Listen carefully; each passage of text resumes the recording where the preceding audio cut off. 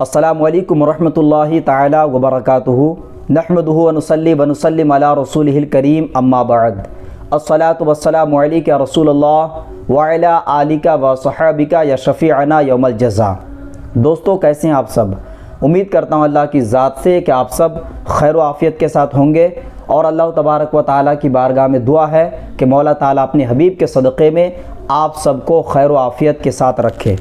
प्यारे नाज़रीन, मैं फिर से हाज़िर हुआ हूँ आपकी खिदमत में एक मुजर्रबुल मुजर्रब अमल के साथ। आज का जो वीडियो है ख़ास तौर से उन हज़रात के लिए है जिन्होंने बार बार मुझे रिक्वेस्ट किया कि हज़रत आयतल कुर्सी की ज़कात का तरीका बताएं।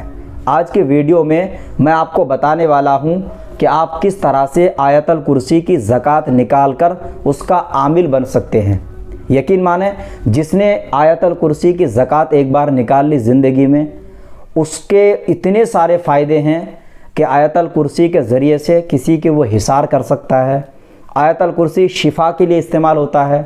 आयतल कुर्सी जिन भूत परे जादू टोना टोटका का ख़ात्मा कर सकता है। कोई भी खब्बीस जिन्नात को जला सकता है, खब्बीस जिन्नात को भगा सकता है।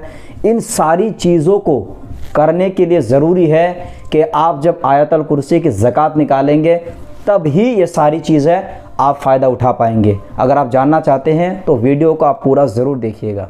प्यारे नाज़रीन, मैं जो दावत यानी ज़कात का तरीका बताने वाला हूँ आयतल कुर्सी का, इसके लिए सबसे पहली चीज़ और सबसे पहला जो शर्त है, आपको नमाज़ी होना ज़रूरी है।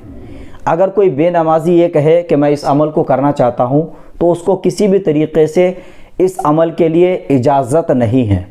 आप नमाज़ी अगर हैं और उसके बाद शरीयत मुतहरा पर अमल करते हैं तो इंशाअल्लाह ताला आप इस ज़कात को निकाल कर आयतल कुर्सी का आमिल बन सकते हैं।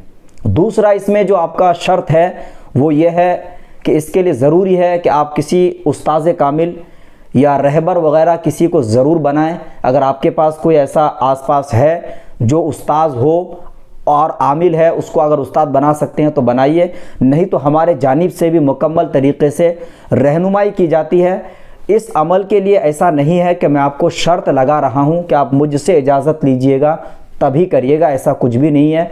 आप किसी से भी रहनुमाई हासिल करेंगे तो आपकी जो अमल में तासीर है वो डबल हो जाएगी। नाज़रीन, इस अमल को करने के लिए कोई भी वक्त का मुतय्यन नहीं है और किसी भी तरीक़े से कोई परहेज़ वग़ैरह नहीं है। आप इस अमल को कहीं पे भी कर सकते हैं, बस इसमें शर्त है कि आप नमाज का पाबंद रहें। इस अमल को करने के लिए आपको सबसे पहले क्या करना होगा, 3 दिन यानी 3 रोज़ जब अमल को शुरू करें, सबसे पहले रोज़ में क्या करना है, सबसे पहले रोज़ यानी जब चाँद निकले पहला दिन आपको इस्तग़फ़ार पढ़नी है। अस्तग़फ़िरुल्लाह रब्बी मिन कुल्लि ज़ंबिन व अतूबु इलैह 1000 मरतबा दिन में जब भी आपको वक्त मिले आप इसको मुकम्मल करें। बेहतर है कि हर नमाज के बाद उसको डिवाइड कर लीजिए 200 मरतबा करके, तो 5 टाइम की नमाज में आपका टोटल 1000 मरतबा हो जाएगा। दूसरा रोज़ जो आपको अमल करनी है वो आपको करना है दुरूद शरीफ का अमल। आपको दुरूद शरीफ पढ़नी है 1000 मरतबा, वो भी हर नमाज के बाद 200 मरतबा करके यानी 2 तस्बीह करके। तो आपका 2 दिन गुजर गया और तीसरे दिन में आपको कुल हु अल्लाह शरीफ जो है सूरह इखलास आपको पढ़ना है 1000 मरतबा। उसको भी इस तरह से पढ़ना है कि हर नमाज के बाद आपको जो है 200 मरतबा करके पढ़ना होगा। जब आपका ये 3 दिन गुजर जाए उसके बाद आपको करना यह है कि हर फ़र्ज़ नमाज की बाद, याद रखें इस बात को कि जब आप इस अमल को करिएगा तो ज़रूरी है कि या तो आप घर पे करिए ऐसी जगह में जहाँ पे आप नमाज़ पढ़ करके फ़र्ज़ पढ़ के तुरंत आप ये अमल कर सकें। जमात जो है नमाज के लिए वाजिब है, ये ज़रूरी है, लेकिन अगर आप जमात में पढ़ते हैं तो आपको जो फ़र्ज़ नमाज के बाद इतना वक्त नहीं मिलता है कि आप इस अमल को मुकम्मल कर सकें। तो इसीलिए मैंने कहा है कि आप अकेले और तन्हाई में जब आप नमाज को मुकम्मल कर लें, हर फ़र्ज़ नमाज के बाद यानी 5 वक्त की नमाज में फ़र्ज़ नमाज के बाद पहले 11 मरतबा आपको दुरूद शरीफ पढ़नी है।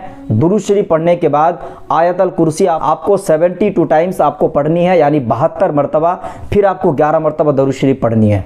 ये अमल आपको मुकम्मल इसी तरह 5 वक्त में पढ़नी है आपको।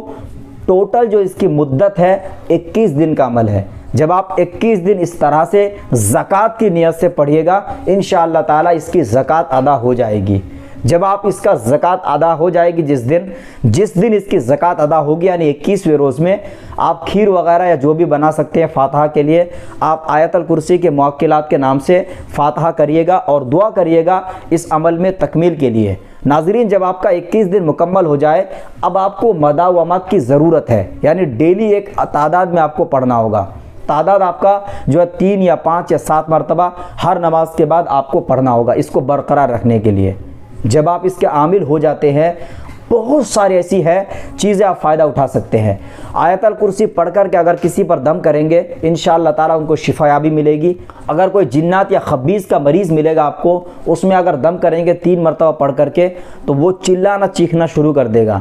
बाज़ औक़ात इसको जब 3-3 मरतबा करके आप टोटल जो है 9 मरतबा पढ़ के दम करते हैं, तो जिन्नात भाग के चला जाता है। इसी तरह आप हर वो काम जो जायज़ काम है, उसमें आप इस आयतल कुर्सी के ज़रिए से फ़ायदा उठा सकते हैं। आपको मालूम होगा कि जब किसी चीज़ की ज़कात निकाल कर कोई बंदा आमिल हो जाता है, उसकी जो फ़वाइद है वो सारी चीज़ें खुलकर आम होने लगती है। नाज़रीन, उम्मीद करता हूँ जैसा मैंने बताया, अगर आप ऐसा करेंगे तो इससे मुकम्मल फ़ायदा उठाएंगे। उम्मीद है अल्लाह की ज़ात से कि आप वीडियो से फ़ायदा उठाएंगे। वीडियो अच्छा लगे तो लाइक शेयर करें, चैनल पर नए हैं तो सब्सक्राइब करें। अब अपने दोस्त उमर फारूक अजहरी को दे इजाज़त। अब अगले किसी नए वीडियो के साथ मिलेंगे इंशाअल्लाह अज़्ज़ा वजल। तब तक के लिए खुदा हाफिज़, फ़ी अमानिल्लाह।